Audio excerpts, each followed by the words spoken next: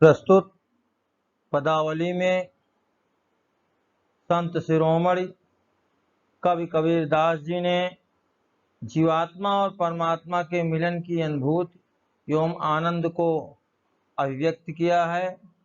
बच्चों, ये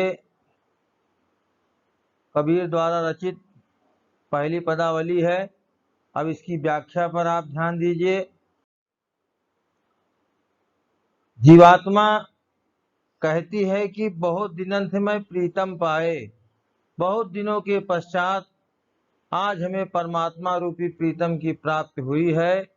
भाग बड़े घर बैठे आए, मेरा इतना अहोभाग्य, क्यों बैठे बिठाए घर पर उसकी हमें प्राप्ति हो गई। मंगल चार माह मन राखो, और उसको प्राप्त करते ही जीवात्मा भाव विभोर हो करके मंगल गीत का गान करने लगी।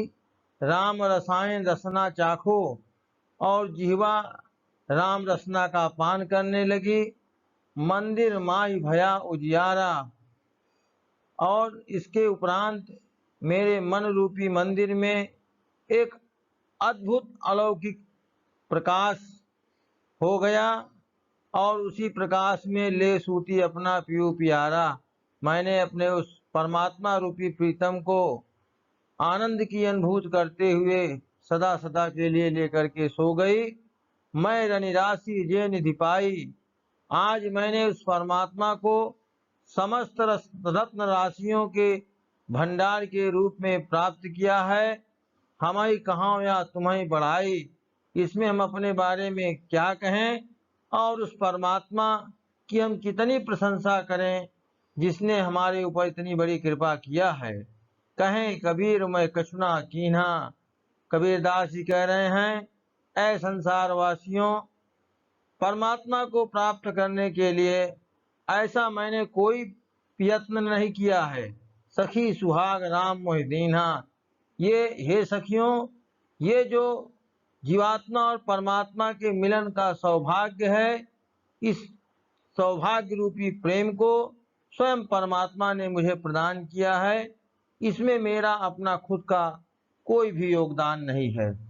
इस प्रकार यह पहली पदावली समाप्त होती है। दूसरी पदावली है, संतो भाई आए ज्ञान की आंधी रे। बच्चों, इसमें कबीरदास जी ने ज्ञान के उदित होने पर साधक की दशा का वर्णन किया है। सांग रूपक के माध्यम से कबीर ने ज्ञान पर आंधी का आरोप करते हुए यह निरूपित किया है कि ज्ञान का उदय होने पर माया मोह भ्रम आदि सब नष्ट हो जाते हैं। आगे कहते हैं व्याख्या में, संतो भाई आए ज्ञान की आंधी रे। हे संतों, देखिए आज हमारे जीवन में ज्ञान का उदय आंधी के समान हुआ है। भ्रम की टाटी समय उड़ानी माया रहे न बांधी रे।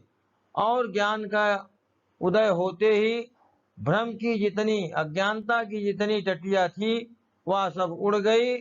माया रहे न बांधी रे। अब संसार की कोई भी माया इस जीवात्मा को बांध नहीं सकती है।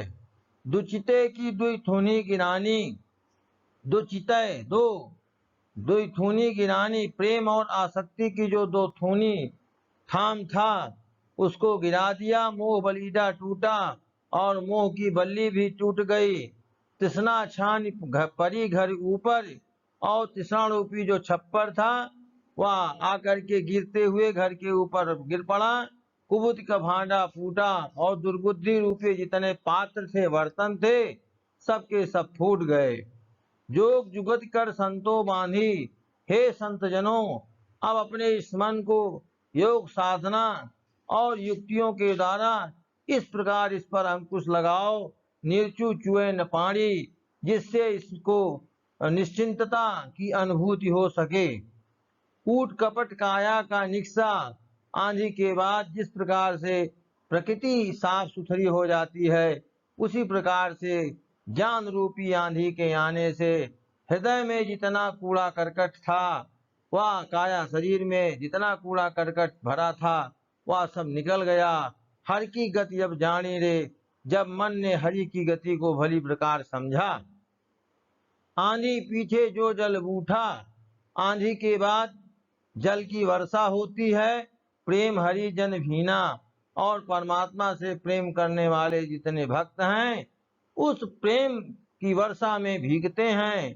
कहें कबीर भान के प्रकटे, उदित भया तम खीना।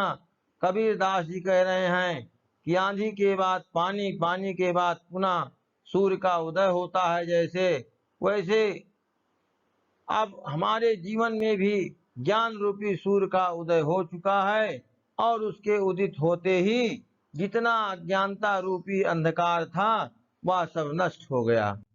प्यारे बच्चों, मैंने साखी की 2 पदावली को पढ़ाया। बहुत बहुत धन्यवाद। शेष अगले व्याख्यान में हम आगे पढ़ेंगे, और इस वीडियो को आप लोग ध्यान पूर्वक देखिए और समझिए। और ध्यान अगर नहीं देंगे तो आज जो परिस्थितियां चल रही हैं, दोबारा पढ़ाने का हमें नहीं लगता है क्लास में अवसर लगेगा। इसलिए वीडियो को बिना संकोच के विधिवत उसको देखिए और समझिए। धन्यवाद।